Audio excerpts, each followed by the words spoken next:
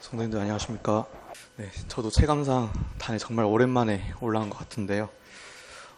제가 오늘 무슨 이야기를 할지 성도님께서도 어느 정도는 예상하고 계시지 않을까 생각이 되는데, 지난 주일에 선교 보고도 있었고, 또 이제 제 뒤로 다른 차례들이 아직 남아있기 때문에, 오늘은 제 시점에서 그런 간증 위주로 오늘 이야기를 드리려고 합니다. 그래서 일부는 이미 제 간증을 들으신 성도님들도 계시겠지만 양해를 부탁드리겠습니다. 먼저 네, 한 구절 찾아보시겠습니다. 고린도전서 4장 말씀입니다.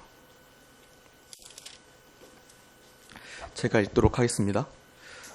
사람이 마땅히 우리를 그리스도의 일꾼이요 하나님의 비밀을 맡은 자로 여길지어다.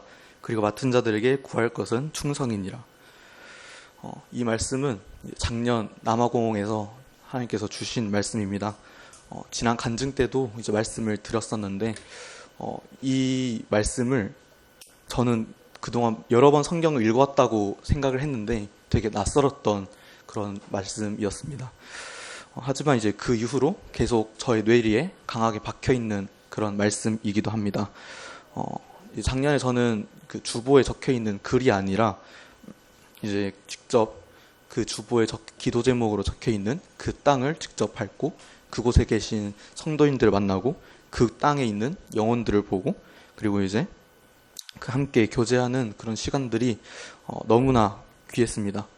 직접 보지 않으면 느낄 수 없는, 입으로 다 표현하기 어려운 그런 모든 것들이 사진과 글로는 다 담겨지지 않는다는 것을 또 그때 깨달았습니다. 그래서 저는 하나님께서 다시 역사하시는 것을 보고 싶었고 그것을 위해 계속 기도를 했었습니다. 근데 이제 남아공을 갔다 왔던 그 직후에 전청이 있었는데, 그 전청에서 이제 그룹교제를 하면서 이제 이야기를 하다가 한 청년이 이제 저한테 그런 말을 했습니다. 그 마음은 얼마 가지 않는다고. 그래서 그 말을 듣고 되게 야속하지만 저도 어느 정도 동의를 했던 것 같습니다. 저 어릴 때부터 생각을 해보면 이제 학생 캠프에 다녀와가지고 엄마 나 구원받았어 라고 해놓고 이제 한 3일도 되지 않고 다시 예전의 그 모습으로 돌아가는 그런 경험들을 저 또한 여러 번 해왔기 때문에 이 남아공의 경험도 그렇게 되지 않을까라는 이제 그런 생각을 조금 했던 것 같습니다. 그래서 그 청년의 말이 더 와닿았고 잊고 싶지 않았던 것 같습니다. 그래서 이 그래프가 익숙하실 텐데요. 이제 에빙하우스의 뭐 망각곡선이라고 하는데 어쨌든 그 이름이 중요한 건 아닙니다. 중요한 것은 잊지 않기 위해서는 계속해서 생각을 해야 한다는 그 점이 중요한 부분입니다. 말씀 한 구절 더 보도록 하겠습니다. 디모데후서 2장 말씀입니다.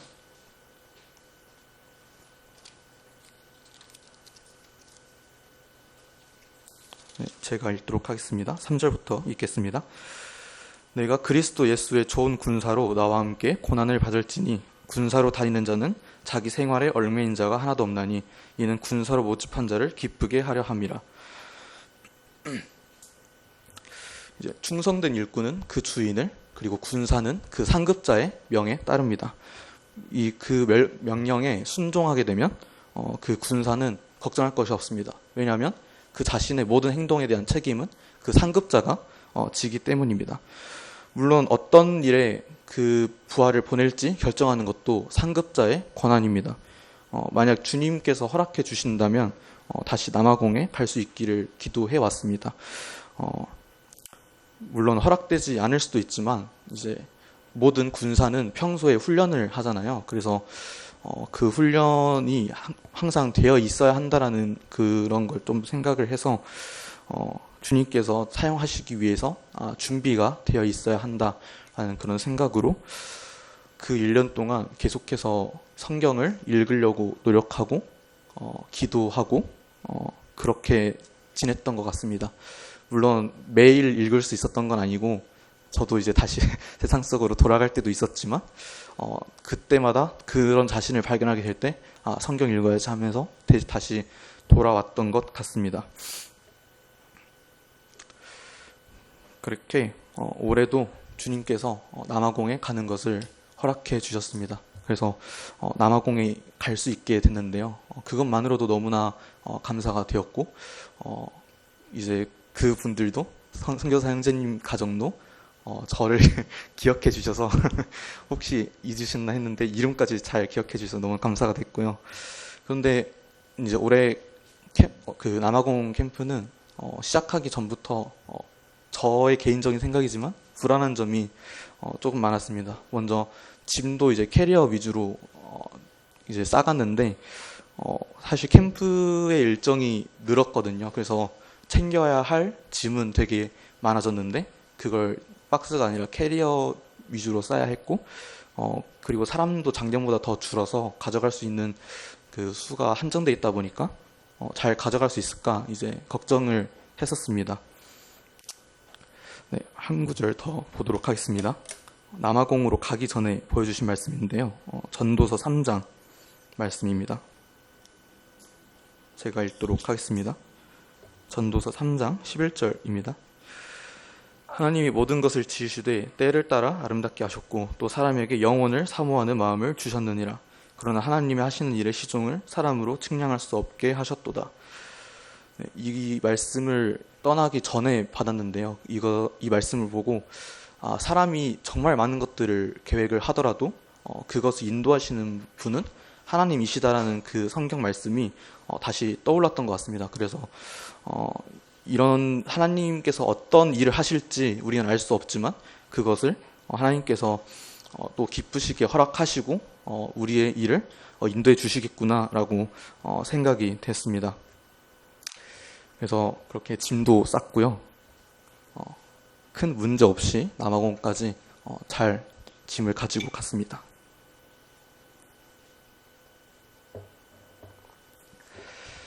그리고 이제 캠프 기간 동안 이슈가 좀 많았는데요. 이제 왼쪽 사진은 주일에 영상으로 보셨듯이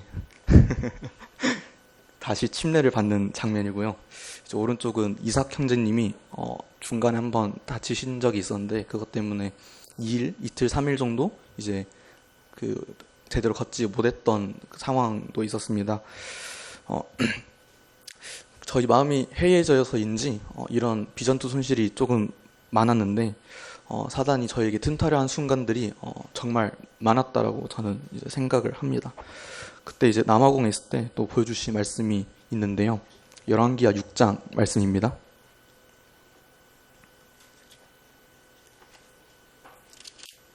제가 14절부터 읽도록 하겠습니다. 왕이 이에 말과 병거와 많은 군사를 보내매 저희가 밤에 가서 그 성을 에워쌌더라. 하나님의 사람의 수종드는 자가 일찍이 일어나서 나가보니 군사와 말과 병거가 성을 에워쌌는지라. 그 사환이 엘리사에게 고하되 내 주여 우리가 어찌하리이까. 대답하되 두려워하지 말라.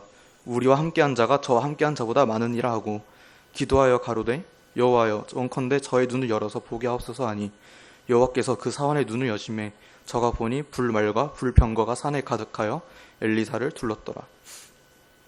지금 생각하면 그 많은 일들이 정말 위험한 순간들이 정말 많았는데 그때 주일에 영상도 보셨잖아요. 그 되게 깊었거든요. 그 콘크리트로 되어 있고 그래서 그런 위험한 순간들을 주님께서 전부 다 막아주셨던 것 같습니다. 그리고 이를 위해서 또 간호사 청년들을 저희 팀에 또 더해주시고 그래서 저희를 돕게 해주신 것을 생각하게 될 때 정말 감사가 되었습니다. 이렇듯 하나님께서 하시는 일의 시종을 저희가 다 알 수 없지만 이번 캠프를 선히 주님의 뜻대로 인도해 주신 그 사실을 기억하게 될 때 정말 감사가 됐던 그런 캠프 기간이었습니다. 네, 끝난 건 아니고요. 여기까지 서론이었는데 간증 주제로 넘어가겠습니다. 이 말씀은 이번 청자년 캠프 주제였습니다. 지난 주일에 들으셨겠지만 이 말씀을 볼 때 예루살렘에서 시작돼서 교회들이 탄생하게 되고 그 교회들이 또 성장을 하게 되고 그 성장한 그 교회들에서 다른 나라로 그리스도의 증인들이 파송이 되는 그 모습이 떠오르게 됐습니다. 그런데 이제 이번 남아공 가기 전에 또 이제 하나님께서 주셨던 말씀이 있습니다. 시편 113편 말씀인데요.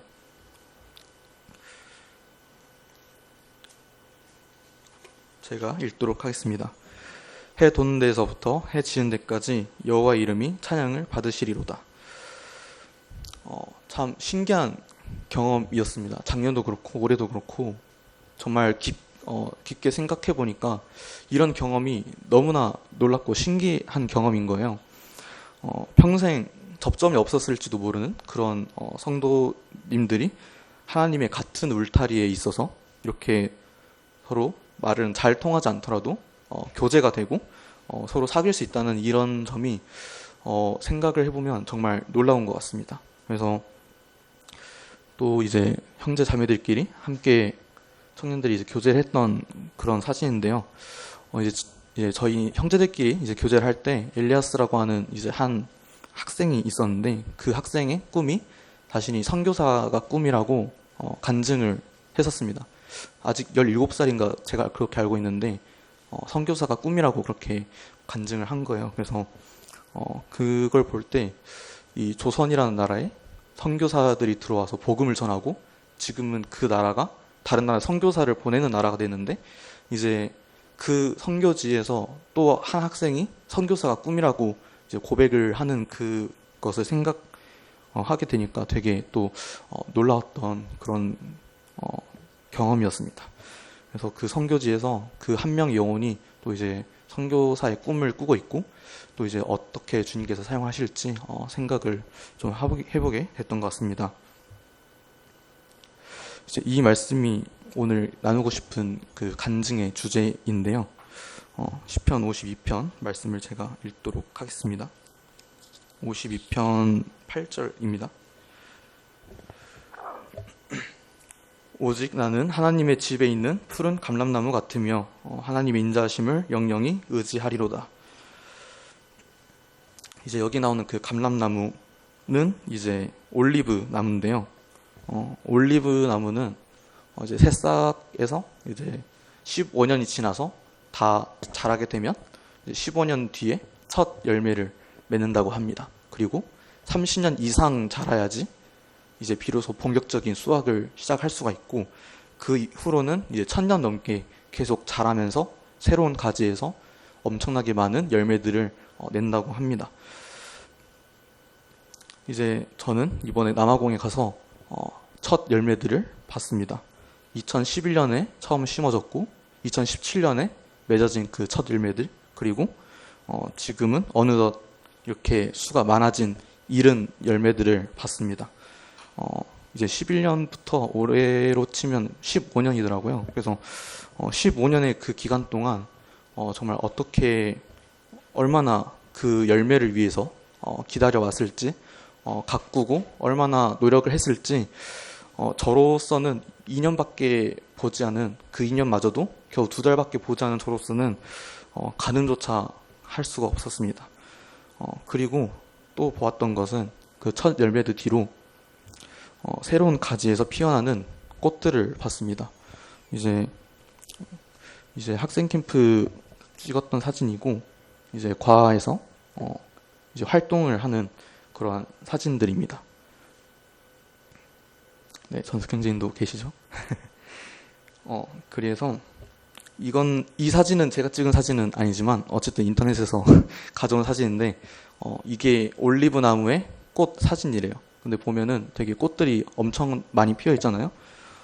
이걸 보면서 나중에 이 아이들이 자라서 열매가 될 때를 조금 생각을 해보게 된 것 같습니다. 이제 과에서 찍은 사진인데 그 수많은 그 꽃들이 나중에 자라서 과 폰테인 모임의 일꾼이 되었을 때를 생각을 해보게 됐던 것 같습니다. 그리고 또 올해는 특별하게도 침례식이 있었는데요. 이렇게 새롭게 더해진 과 폰테인 모임의 그 열매들을 생각하게 될 때 정말 감사가 되었던 것 같습니다. 그리고 이제 감사하게도 올해는 새로운 사역지를 또 저희가 잠깐 방문을 할 수 있게 됐는데 먼저 레소토에 새로운 그 복음의 씨앗이 심어졌습니다. 이제 형제님께 질문을 하는 그 대학생들의 모습이고 이제 말씀을 전하고 있는 그 모습입니다. 그리고 이거는 이제 기도를 할 때 찍었던 사진입니다. 비록 저희는 3일밖에 있지 않았지만 이제 3일밖에 물 줄 시간이 없었는데요.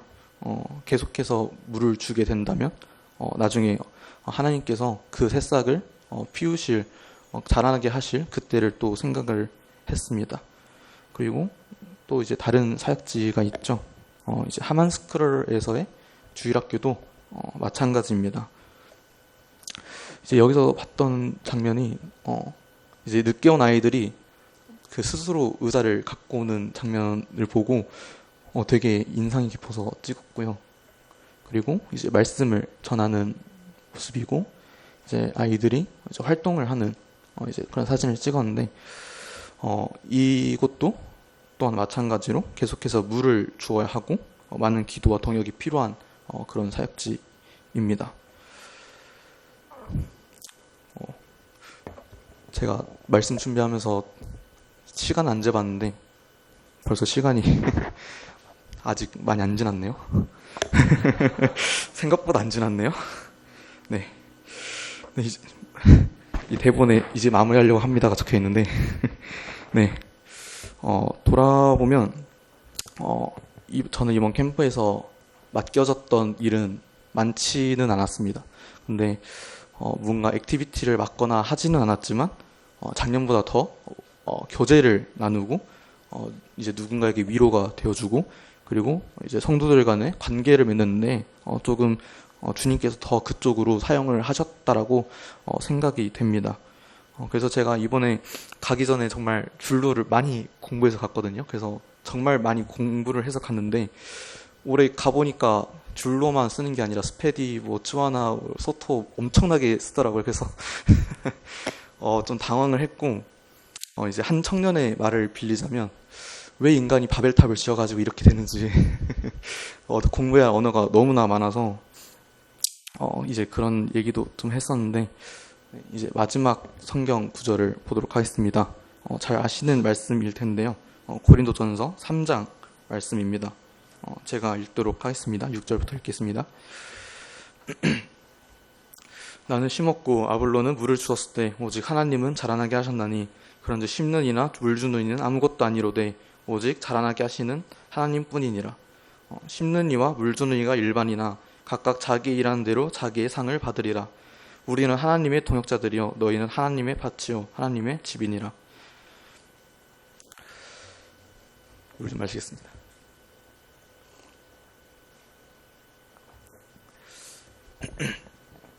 제가 이제 성경 속에 나오는 그 이제 하나님의 일꾼들을 묵상을 했던 적이 있었는데 먼저 하나님께서 짐을 지어주신 이제 그런 일꾼들이 그런 인물들이 있습니다.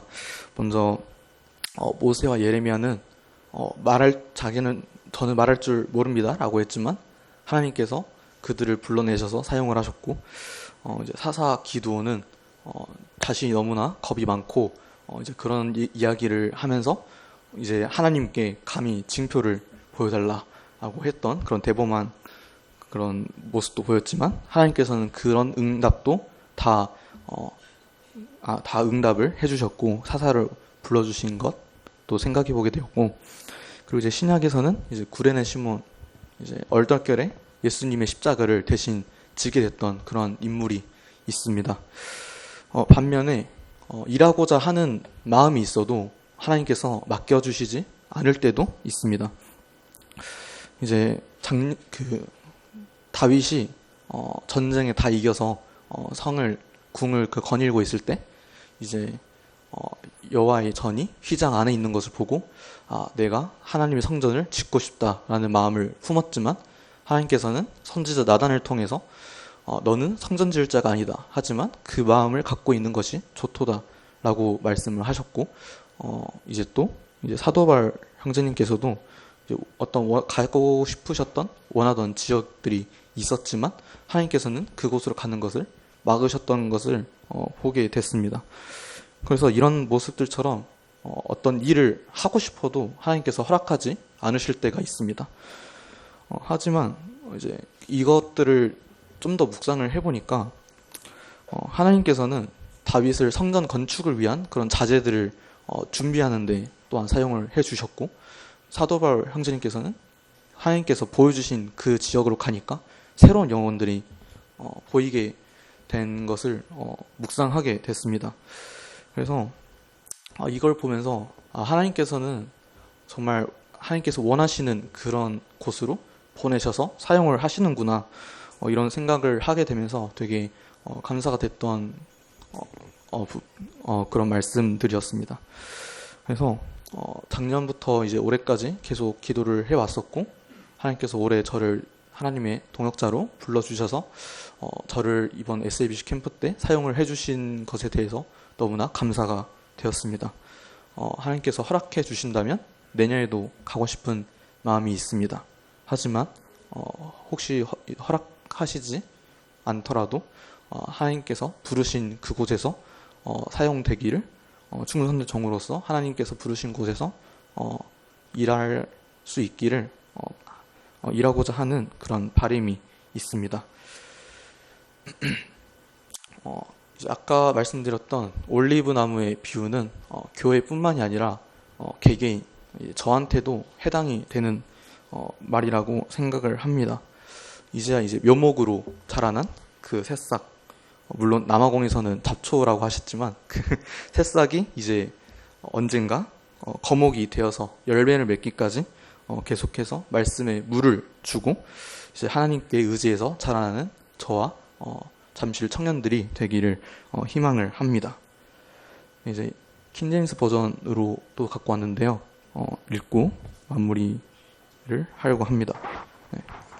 우리는 하나님과 함께 일하는 일꾼이요 너희는 하나님의 농사요 하나님의 건물이니라. 네, 올리브 나무로 마무리를 하겠습니다. 그리고 이제 혹시 시간이 남으면 사용을 하려고 했던 그냥 여분의 사진들이 있는데 그 사진도 보여드리고 마무리를 하도록 하겠습니다. 생각보다 너무 빨리 끝났네요. 그 뒤에 혹시 전체 불 좀 꺼주실 수 있으신가요? 네, 올해 이제 크루거에 가서 찍었던 별 사진이고요. 작년과 이어서 다른 지역으로 갔지만, 네. 그리고 네, 은하수가 되게 예뻤습니다. 이걸 보면서 또 하나님의 그런 지으신 별들을 보면서 되게 감사가 됐습니다. 진짜 끝났습니다. 감사합니다. 네, 반갑습니다. 안녕하십니까? 네. 지난주에 이어서 오늘 수요일까지 남아공 선교 보고 또 답사 간증 함께 나눠주셨습니다. 이번에 우리 잠실에서 참여하는 인원의 거의 한 7할 가까이 됐죠. 잠실 연구까지 하면 거의 8, 9할까지 이렇게 된 것 같은데, 내년에 또 지금 벌써 15명에서 20명 선착순인데 빨리 하시기 바랍니다.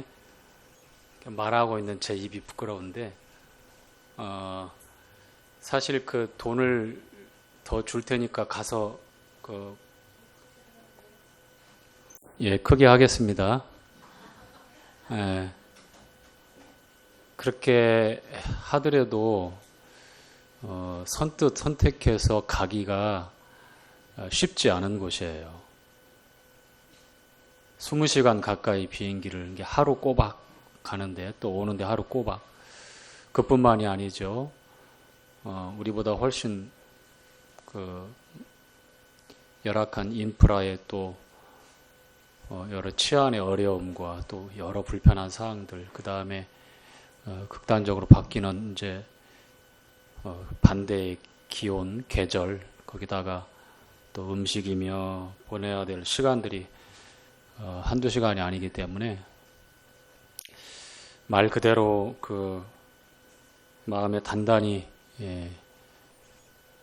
다짐하지 않고 그러고 가면 후회할 수밖에 없는 자리고, 그리고 그 자리에서 나 혼자뿐만이 아니라 다른 많은 사람들과 함께 동역을 해야 되기 때문에 개인적인 어떤 이해관계나 이익 때문에 혹은 호불호에 따라서 그렇게 개인적인 중심으로 이루어질 수 없는 시간들이기 때문에 더더욱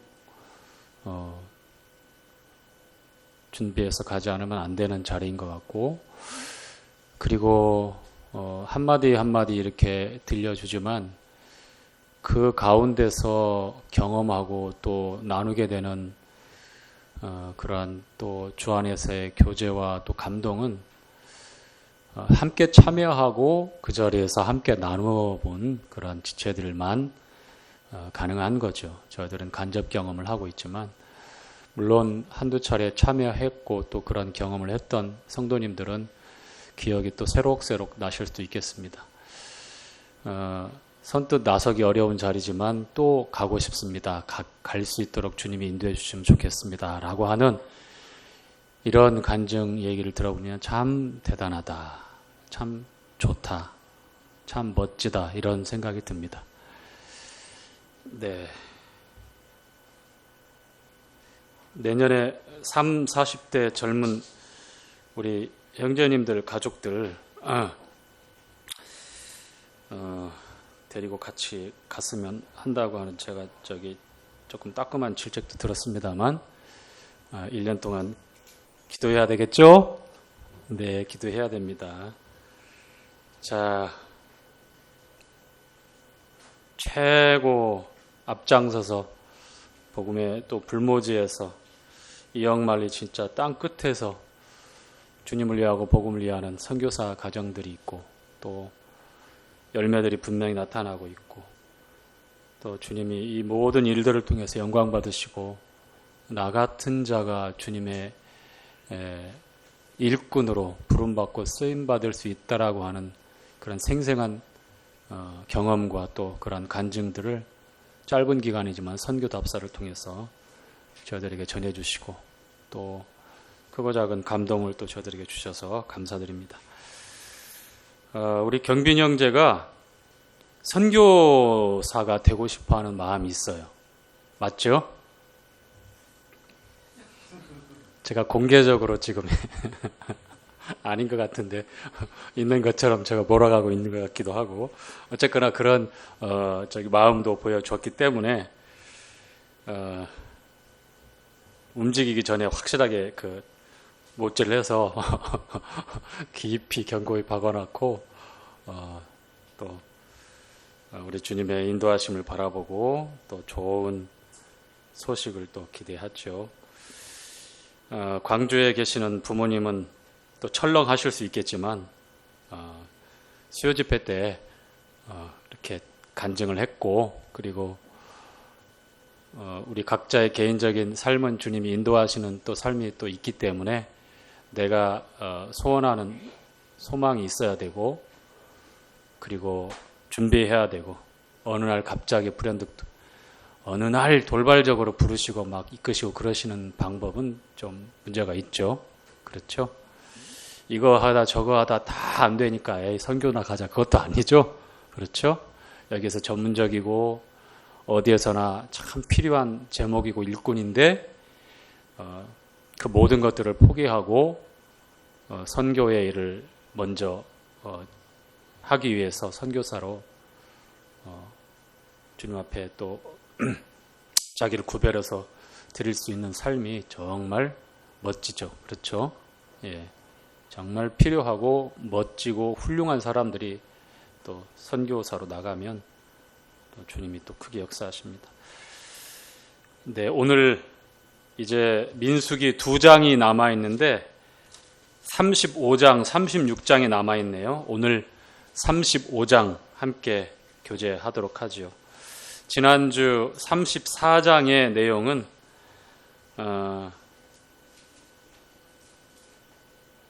이스라엘 12지파의 기업이 어떻게 나누어질 것이며 그 땅의 경계가 남쪽, 서쪽, 북쪽, 동쪽에 걸쳐서 차례대로 확정해 놓으셨고, 아브라함에게 약속하셨던 그 땅의 경계에 미치지 않지만 필요한 만큼 이제 가나안 땅을 정복하고 또 분배할 때에 12지파가 어떠한 경계로 기업을 얻게 될지를 말씀하셨고, 그리고 각 지파의 대표자 한 명씩 또 세워서 대제사장 엘르아살과 또 모세를 뒤이어 이스라엘을 인도할 여호수아를 중심으로 아주 공평하게 하나님이 말씀하신 대로 인원이 많고 또 큰 지파는 거기에 맞는 기업을 얻고 또 그렇지 않은 거기에 비례해서 기업을 얻게 하되 단 제비 뽑아서 공정하게 그렇게 하나님의 방법으로 나눌 것을 말씀하고 있는 장이었습니다. 하나님께서는 소망을 주시고 그저 막연한 뜬구름처럼 인도하시는 것이 아니라 구체적인 그 약속이 성취되는 그 시간에 이렇게 말씀하시고 있는 내용입니다. 하나님의 열심으로 어떻게 이스라엘 백성들을 가나안까지 인도하셨는지에 관한 교제였습니다. 35장의 내용은 이스라엘의 12지파가 다 기업을 받지만 12지파에 속하지 않은 제사장 가문이 있죠. 성직을 세습하는 지파. 어느 지파입니까? 어느 지파예요? 가은 형제? 그렇죠.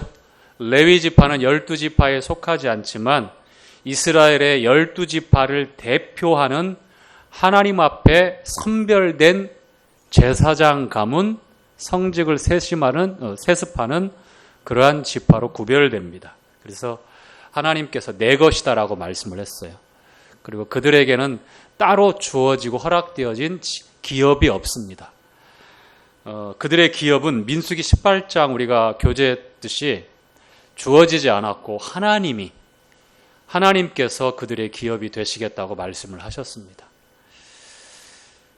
그들이 가나안 땅에 들어가서 12지파가 각각 기업을 받을 때에 이 레위 지파에게도 기업은 아니지만 그들이 거할 48개의 성을 그렇게 줘야 될 것을 말씀하는데요. 많은 기업을 얻은 그러한 지파에서는 더 많은 성을 내어놓고 그 다음에 적은 기업을 얻게 된 지파에서는 거기에 비례해서 또 적은 성을 냈게 됩니다.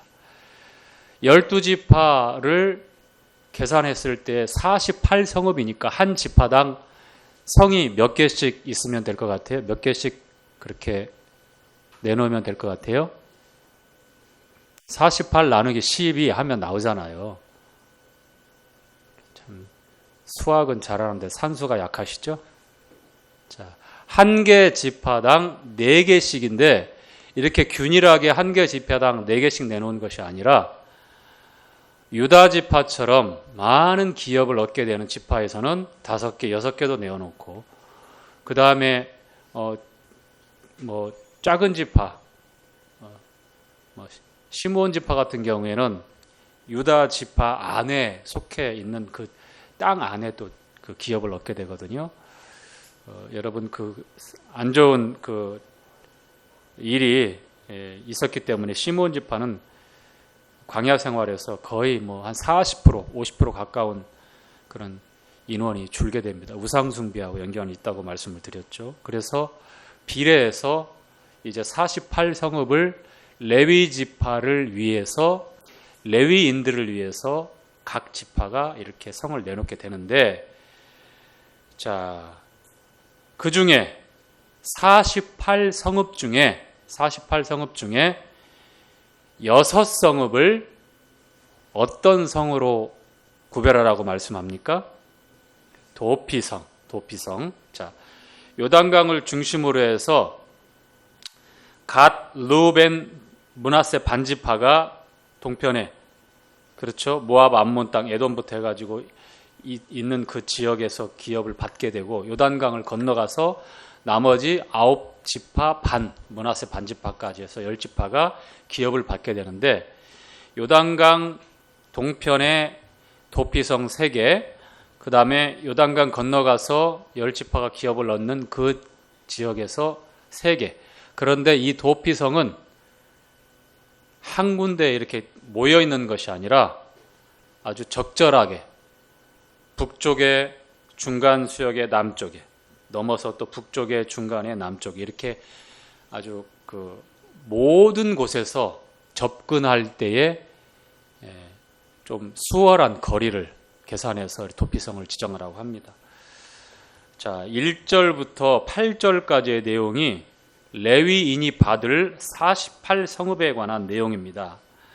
자, 한번 읽어가 볼게요. 자, 여호와께서 시작.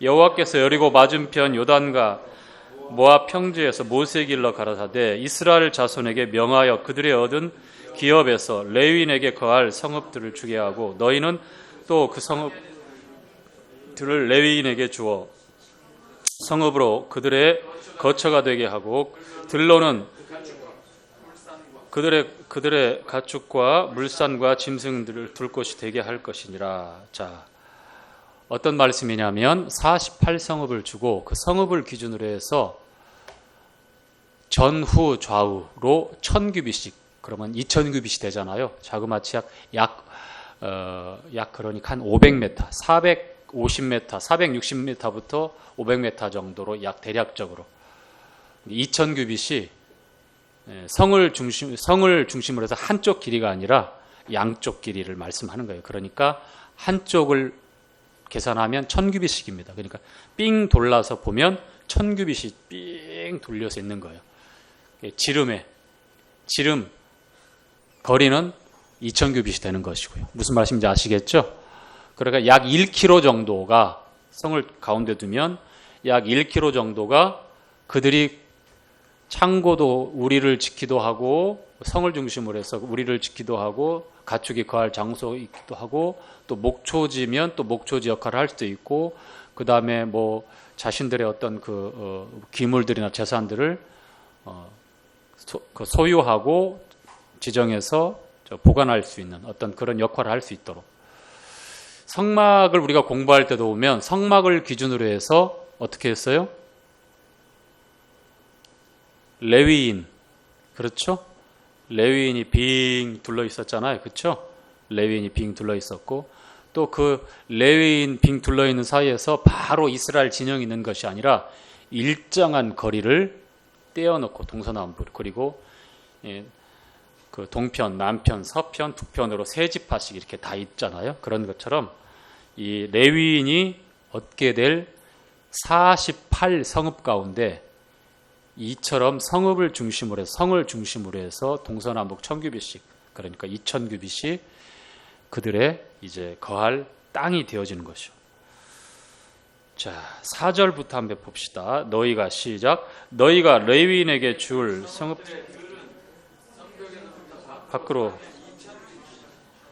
성을 중앙에 두고 성밖 동편으로 2000규빗, 남편으로 2000규빗, 서편으로 2000규빗, 북편으로 2000규빗을 측량할지니 이는 그들의 성읍에 드리며 너희가 레위인에게 줄 성읍은 살인자로 피케할 도피성으로 6성읍이요 그 외에 42성읍이라. 자, 지금 설명드린 대로 그렇게 성읍을 중심으로 해서 2000규빗의 땅까지 그렇게 지정해서 48성읍이 주어지는 곳곳에 그렇게 마련해서 줄 것을 말씀합니다. 성만 주는 것이 아니라 땅까지 해서. 자, 히브리서에도 보면 이제 도피처에 관한 내용이 나오는데, 자, 그 전에 한 가지 우리가 알아야 될 게 레위인들을 이스라엘 12지파가 이제 각 기업의 땅을 얻게 돼서 이제 그 기업에 나누어진 대로 살게 되면 레위인들이 살아야 될 48성읍은 어떻게 될까요? 각 지파마다 성을 주니까 레위인들은 자동적으로 12지파 사이에 흩어져서 살게 되겠죠? 그렇죠? 모든 지파는 자기의 기업이 주어진 그 땅 안에서 한 지파가 다 머물러 살고 있다면 레위 지파는 12지파가 거하는 땅 전국으로 다 흩어져서 살게 했습니다. 왜냐하면 48개의 성, 42개의 성과 6개의 도피처로 되어진 도피성까지 합쳐서 이 48개의 성에 나눠져서 살아야 되기 때문에 자동적으로 나눠질 수밖에 없어. 이것은 창세기 49장에 야곱이 예언한 그 예언에 따라서 이루어지는 것이기도 합니다. 첫 번째는요. 어떤 겁니까? 세겜성에서 레위와 시므온이 어떻게 했어요? 할례 약속을 거짓으로 해서 사람들, 남자들 다 도르겠잖아요. 누이 디나가 겁탈을 당했기 때문에 그거에서 안갚음을 한 거죠. 그래서 야곱이 그 소식을 알게 됐고 주님의 보호하심을 통해서 이제는 다시 이제 그 움직이게 되는데, 이제 그 침상에서 죽기 전에 예언을 해요. 각 아들에 대한 예언을 하는데, 이 레위와 시므온에 대해서는 그들이 저지른 그 죄에 대해서 잘못됐고 악함을 지적하시면서 하나님께서 그들을 흩을 것이라고 말씀을 했어요. 시므온은 역시나 어떻게 됐습니까? 광야에서 그들의 자업자득이지만 우상 숭배를 하면서 바알볼 모압 평지에서 그 바알신 때문에 우상 숭배하면서 그렇게 많이 만 몇천 명, 2만 명, 2만 4천 명이 그렇게 죽어가는 때에 시므온이 거의 2만 명 가까이 죽어버렸으니까요. 시므온 지파가 징계를 그렇게 받아요.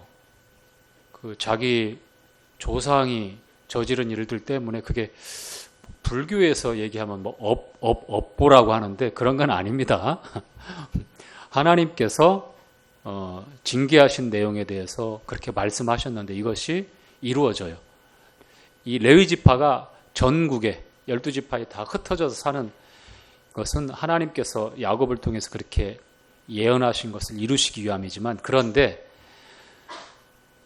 물론 그 징계가 따른 게 있었지만, 그러나 레위 지파가 전국에 12지파에 다 흩어져서 있게 되면 나쁜 게 아니죠.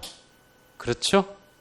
물론 그들이 같이 함께 하면 좋겠지만 레위 지파는 특별한 또 역할을 합니다. 그들이 이스라엘 백성들 가운데 제사장의 역할은 아론의 후손들이 하고 있지만, 성막을 중심으로 해서 성직을 세습하고 레위 지파는 기업이 없습니다. 항상 하나님의 율법과 하나님 앞에 율법을 중심으로 해서 제사, 예배의 모든 일들에 주관하는 일에 있어서 가장 앞장서서 백성들을 대신하여 해야 될 그런 일들을 그 사명을 가지고 있는 게 레위 지파입니다. 그렇다면 레위 지파가 12지파에 다 흩어져서 그들 사이에 들어가서 함께 산다면 어떤 점이 좋겠습니까? 12지파는 레위 지파를 통해서 율법을 더 잘, 분명하게, 그리고 망각되지 않도록 하나님 앞에서 경건하게 살아갈 수 있는 율법을 배우고 또 율법을 중심으로 해서 그들이 삶을 계획할 수 있습니다. 그 중심에 누가 있기 때문에요? 레위인들이 있기 때문에. 레위인들이 만약에 그들 삶에 있어서 가르침이나 인도함이 없다고 하면 그들은 시간 문제잖아요. 그렇죠? 금세 넘어지고 타락하고 가나안 문화에 주저앉을 수밖에 없다는 거예요. 모임을 중심으로 해서 우리 사랑하는 지체들이 함께 해야 되는 이유도 그런 이유인 것 같습니다.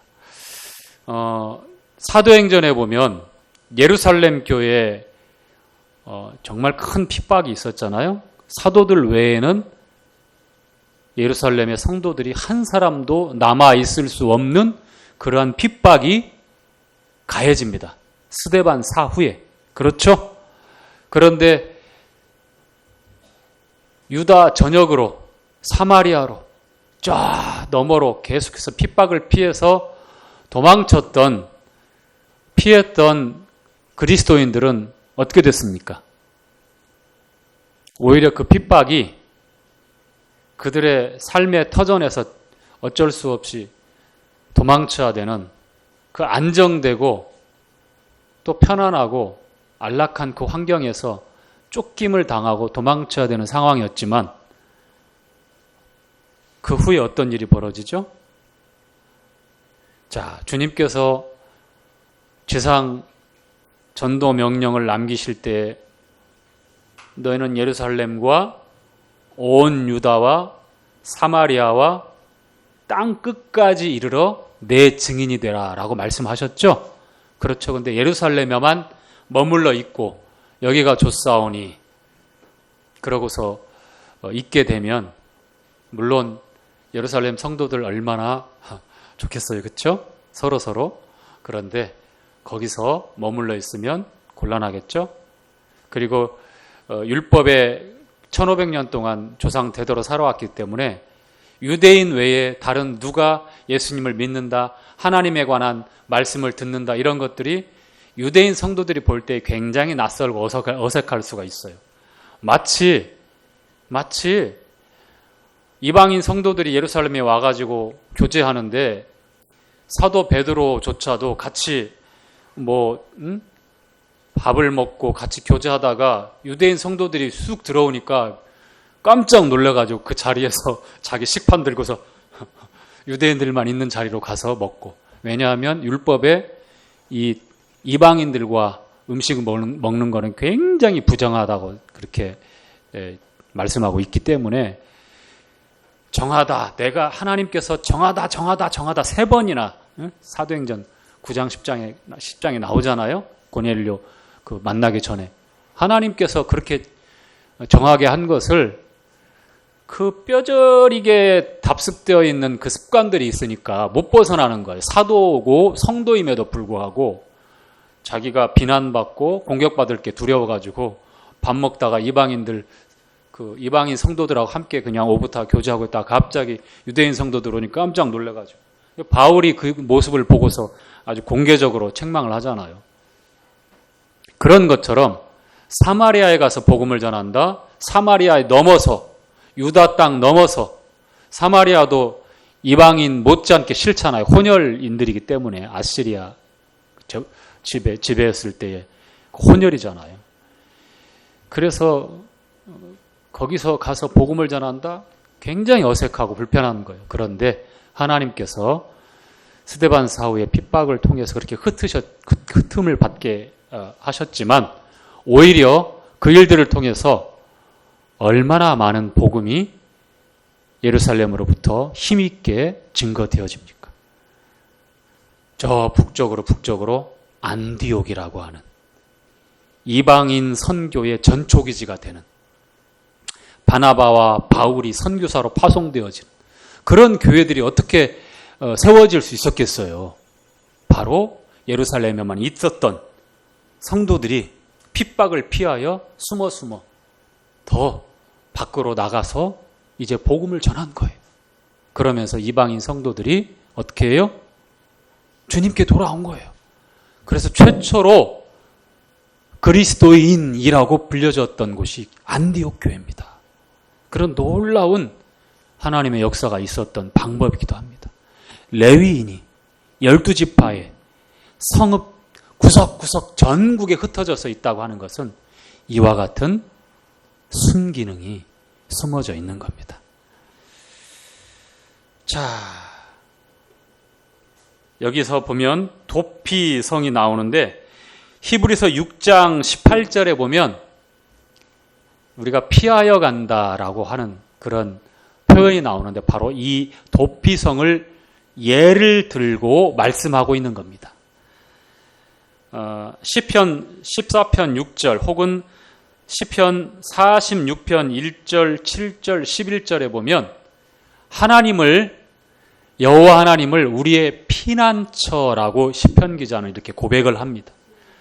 도피성이 무엇이냐? 어떠한 연유로 도피성을 지적하라고 하는 말씀을 했느냐? 자, 여호수아서 20장 한번 찾아보겠습니다. 이 도피성의 구체적인 위치가 여호수아서 20장에 나와 있습니다.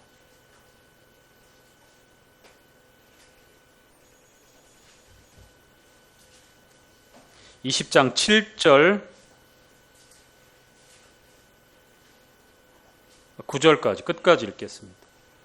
무리가 납달리의 산지 갈릴리 게데스와 에브라임 산지 세겜과 유다 산지 기럇 아르바 곧 헤브론을 구별하였고 또 여리고 동편 요단 저편 루벤 지파 중에서 평지 광야의 베셀과 갓 지파 중에서 길랄 라못과 므낫세 지파 중에서 바산 골란을 택하였으니 이는 곧 이스라엘 모든 자손과 그들 중에 우거하는 자를 위하여 선정한 성읍들로서 누구든지 부지 중 살인한 자로 그리로 도망하여 피해 보복 죽지 않게 하기 위함이며 그는 회중 앞에 설 때까지 거기 있을 것이다. 자, 어떠한 용도로 이 도피성이 있어야 되는지 아시겠죠? 부지 중에 실수로 과실치사라고 하는 거예요. 과실치사. 고의적이지 않는, 계획적이지 않은 나도 모르게 잘못해가지고 사람을 죽이게 되면 율법은 공의입니다. 철저한 공의예요. 하나님의 자비가 안 보이는 것 같아요. 목숨은, 사람의 목숨은 목숨으로 대신해야 돼요. 그래서 실수가 되었든 계획적이고 고의적인 거는 너무 당연하지만 실수가 되어도 사람을 죽이게 되면 그 목숨값을, 자기 목숨값을 내어놓고 갚아야 돼요. 죽어야 된다는 거예요. 그런데 하나님의 자비가 있죠? 도피성이 바로 그거예요. 하나님의 자비가 드러난 겁니다. 부지 중에 사람을 죽이게 되면 도피성으로, 여기에 보면 요단 서편에 나오죠?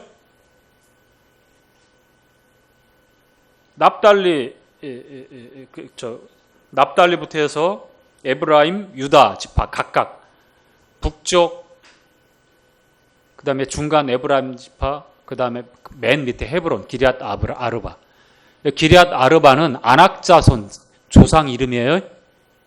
아낙자손 이름이에요. 거인족. 아낙자손 중에 최고로 장대했던 거인, 자이언트 이름입니다. 근데 헤브론에 헤브론.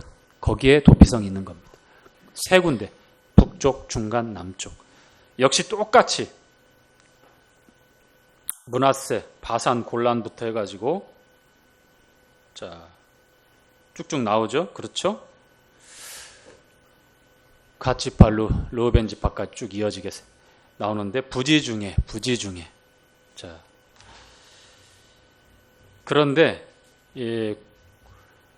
16절부터 이제 25절까지의 내용 보면 이 도피성에서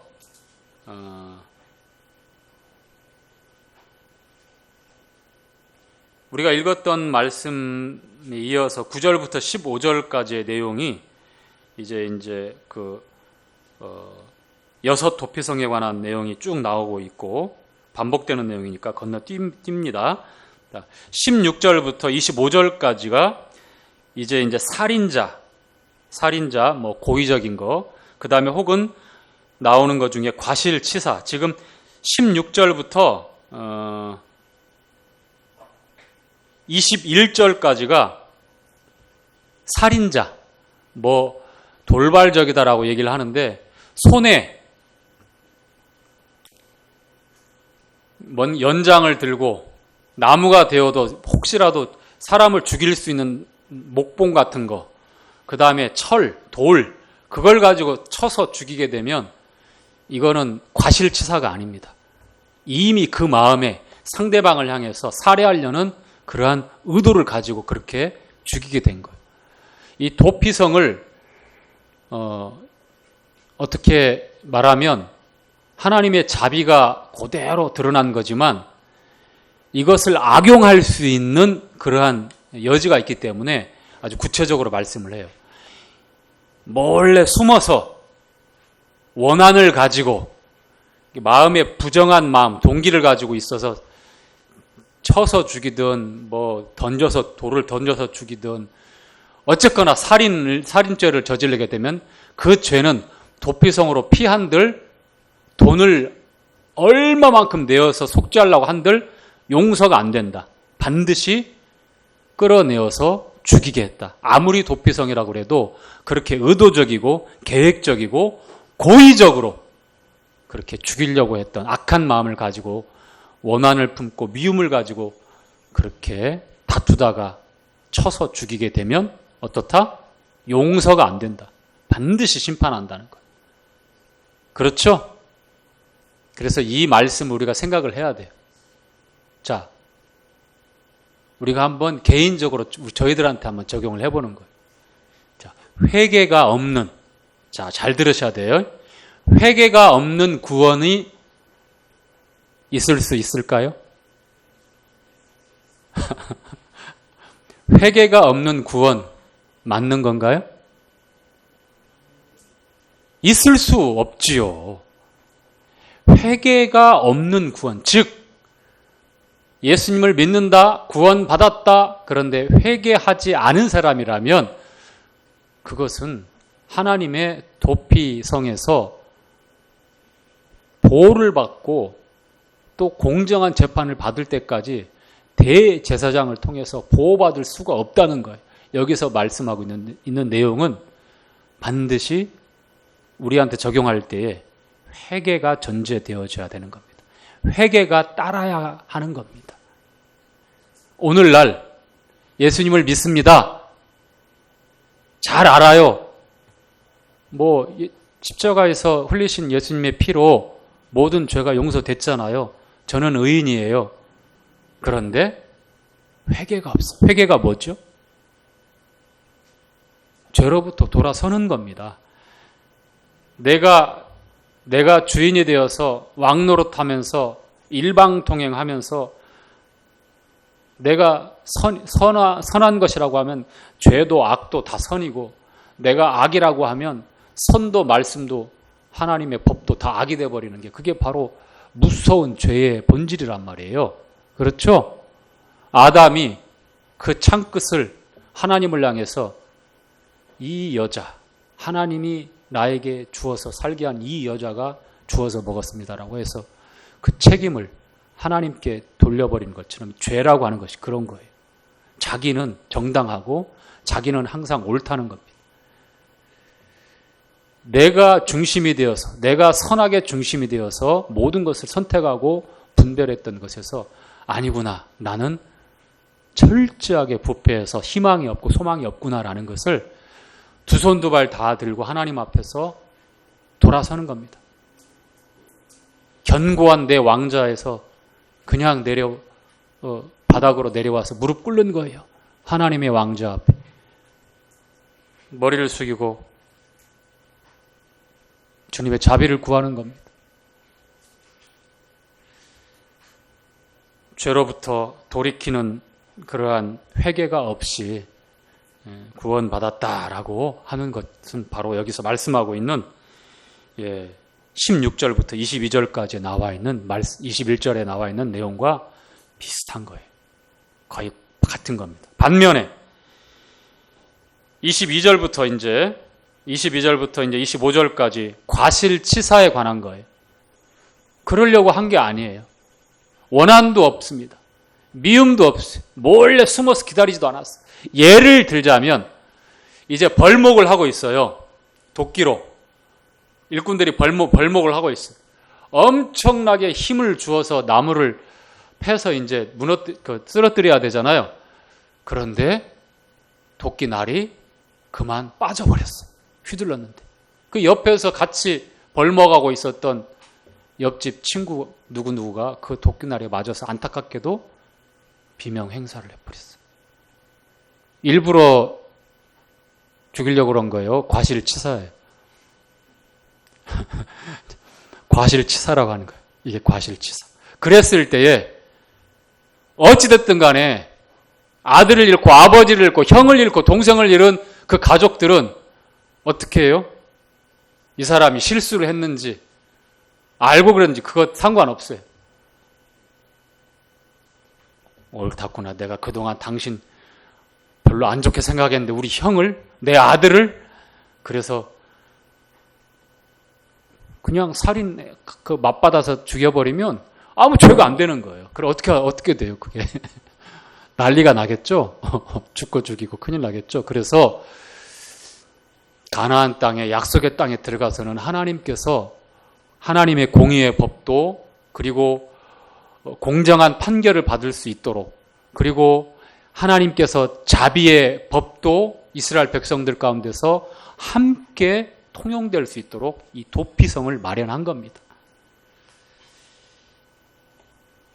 자, 26절부터 이제 34절까지, 자, 24절, 23절부터 한번 볼게요. 자, 23절부터 한번 읽겠습니다. 23절 자, 지금 설명했던 내용인데, 그냥 건너뛸게요. 자, 25절 읽죠. 25절. 자, 시작. 피를 보수하는 자의 손에서 살인자를 건져내어 그가 피하였던 도피성으로 돌려보낼 것이요. 그는 거룩한 기름 부음을 받은 대제사장이 죽기까지 거기 거할 것입니다. 자, 대제사장이 죽기까지 어디에 있어야 된다고요? 도피성. 대제사장이 죽으면 어떻게 돼요? 나올 수 있습니다. 자유롭게 돼요. 그 피를 보수하는 사람이 와서 죽일 수 있어요? 없어요. 공정한 판결을 받고. 자, 대제사장은 우리 주님을 나타내요. 뿐만 아니라 이 도피처는 우리 주님을 나타냅니다. 두 가지로 봐야 돼요. 도피처. 우리가 죽을 죄를 지었어도 우리가 죄인이고 심판받고 이제 형벌받을 수밖에 없어도 어디로 도망가요? 회개하면, 그러니까 고의로 일부러 히브리서 10장에 또 6장에 보면 짐짓죄 알고서도 복음을 거절하고 하나님의 은혜의 복음을 업신여기고 그러면 어떻게 돼요? 다시는 회개할 수 없다고 하잖아요. 너를 위하여 영원한 속죄를 완성하신 그리스도의 피를 부정한 것으로 여기고 짓밟는 그러한 모독하는 일이기 때문에 다시는 회개할 수 없다고 그래요. 예수님 당시에 있었잖아요. 주님의 부활을 알고도 거짓말이라고 돈 주어서 속여서 했던 사람들. 주님의 기적을 다 맛보고 어떻게 했어요? 가장 가까이, 가룟 유다가 그런 사람 아닙니까? 수많은 백성들이 그랬잖아요. 왕으로 모시려 하다 나중에는 십자가에 못 박았어 그랬잖아요. 그렇죠? 그런 사람들이 바로 이 불순한 동기, 악한 계획, 원한을 가지고 미워가지고 손에 돌을 들고 철 연장을 들고 죽인 사람들이, 그런 사람들은 죄 용서가 안 돼요. 심판받습니다. 반면에 그렇지 않은 경우에 회개한 사람을 가리키는 거예요. 나를 향해서 공의의 칼날이 쫓아오는 어떻게 해요? 어디로 가야 살아요? 율법도 마찬가지입니다. 추격해 와요. 너 살인자잖아 라고. 그게 고의가 아니어도 살인자이기 때문에 율법의 공의는 걔를 죽이기 위해서, 그 죄인을 죽이기 위해서 추적해 와요. 어디로 도망가야 됩니까? 도피성으로 도망가야 됩니다. 예수님께로 도망가야 돼요. 이 죄라고 하는 것은 크든 작든 어떠한 죄라도 추적해 와요. 우리가 호리만한 죄, 눈꽃만큼 아무것도 아니라고 생각하는 그 죄가 우리를 끌고 지옥에 가거든요. 집채만한 바윗돌이든 바둑알이든 강에 던지면 똑같이 다 가라앉아요. 큰 죄, 작은 죄 나눠가지고 양심에 걸리는 죄, 이것쯤이야 하는 죄 나누지 마십시오. 어떠한 죄라도 우리를 추적해 와요. 우리를 끌고 갑니다. 죄는 반드시 심판합니다. 죄인은 반드시 죽게 되어 있어요. 어디로 가야 살아요? 도피성. 대제사장이 살아있을 동안 도피성을 떠나면 돼요, 안 돼요? 도피성을 나가서 자기 맘대로 유유자적 하다가 피를 보수하는 그 사람한테 만나서 죽게 되면 누구 책임이에요? 자기 책임입니다. 자기 책임. 그래서 도피성을 나가면 안 돼요. 우리의 피난처 도피성은 우리 예수님이고 그리스도 안에 있으면 아무리 죄에 대해서 밖에서 웅성웅성대고 지적해도 아무런 영향이 없습니다. 뿐만 아니라 대제사장, 기름 부음 받은 대제사장이 죽은 후에는 이제 그가 자유롭게 고향에 돌아갈 수 있습니다. 우리의 대제사장 되신 예수 그리스도의 죽으심을 통해서 우리가 그렇게 되었다라고 하는 겁니다. 그 내용이 바로 26절부터 34절까지에 있는 내용입니다. 자, 그래서 결론은 34절에 이렇게 말씀합니다. 읽고 마치도록 하겠습니다. 너희는 시작. 너희는 너희 거하는 땅 곧 나의 거하는 땅을 더럽히지 말라. 나 여호와가 이스라엘 자손 중에 거하니. 하나님이 이스라엘 백성 가운데 거함으로 그 땅을 더럽히지 말라고 합니다. 피 흘리는 것은 더럽히는 것이고 하나님의 진노를 일으키는 겁니다. 죄를 인하여. 그래서 이 도피성에 관한 규례를 말씀하시고 하나님이 거하시는 그 땅에서 어떻게 이스라엘 백성들이 거룩하게 구별된 삶을 살아야 되는지에 대한 말씀으로 이렇게 마무리가 되었습니다. 35장 말씀 끝내고요. 다음 주에 딱 한 장 남았네요. 36장. 36장 끝나면 대단원의 막을 내리고 저도 그날 한 3년 만에 이제 휴식에 들어갈 수 있을 것 같습니다. 감사합니다.